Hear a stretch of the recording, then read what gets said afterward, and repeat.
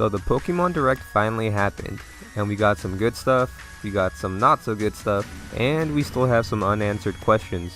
So stick around and we'll talk about all of that and some stuff that you might have missed. What's up guys, BrownBearGamez back again with another video, and today we're going over Pokemon Sword and Shield. And I just want to start off by saying that this game looks really good. Some people were hoping for Breath of the Wild type graphics, next level type stuff. But this is honestly really good for what this game is. If you look back at the 3DS games, the graphics weren't great, and this is a huge improvement. That being said, is this perfect? No, not by any means. Some of the houses look pretty choppy, some of the grass looks a little hazy, but the water looks nice and the overall feel is really good. And if you look at the bottom of the screen in the announcement, it did say that this isn't the final product, so there is a chance that we will still get better graphics. So the first thing I want to talk about is the random encounters, and from playing Pokemon Let's Go quite a bit, I grew used to seeing the Pokemon in the overworld, and I was really hoping that this would be brought to the next games, and I think a lot of people had that opinion too.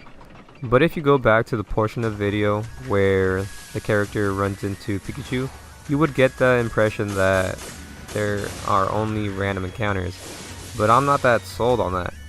If you look at the rest of the trailer, you see that these characters are running through the world, standing straight up, going through the world. But in this part of the video, the character is sneaking around in the grass, and that kind of makes me think that we won't necessarily only have random encounters. Maybe this was a special mission in a way where you're supposed to hunt a specific Pokemon, and you can only do that by sneaking around. I do believe, or I want to believe, that overworld Pokemon is still going to be a thing. If you think about it, having Pokemon visible in the overworld was a huge improvement and a great addition to the Pokemon series, and to get rid of that, you'd be almost stepping backwards and not evolving into the game that you could and should be. But maybe I'm just biased because I do like shiny hunting, and it makes it really nice to see these shiny Pokemon walking around the world. I don't know. Let me know what you guys think. Next, I want to talk about the battle mechanics, and from this trailer, it almost seems like it's going to be the standard turn-based battle mechanic. But again, I'm not so sure. It's just what it looks like. In the past, they said that the battle mechanic for this game was going to be more similar to Pokemon or Pokken Tournament, and from this, you just don't see it.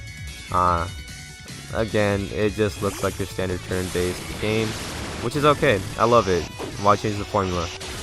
If it does stay turn-based, I'm really excited to see all the attack animations.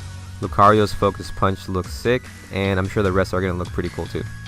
And since we're here, let's talk about this section where the guy looks to be walking out into a soccer stadium. Is that actually what it is? Or is it just a very lavish Pokemon stadium?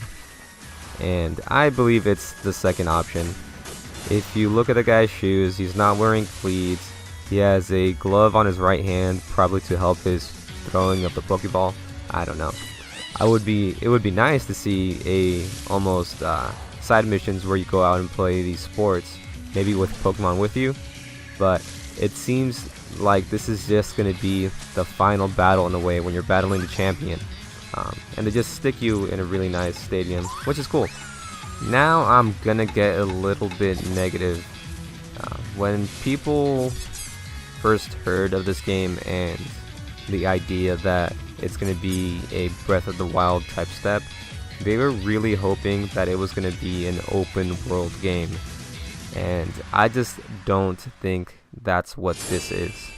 If you look around the map when people are walking around, you will notice that there are a lot of natural barriers like hills, and there are a fair share of fences along the way as well.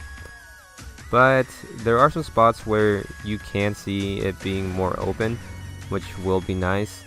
But it looks like the majority of the time you will be on a line walking to your destination.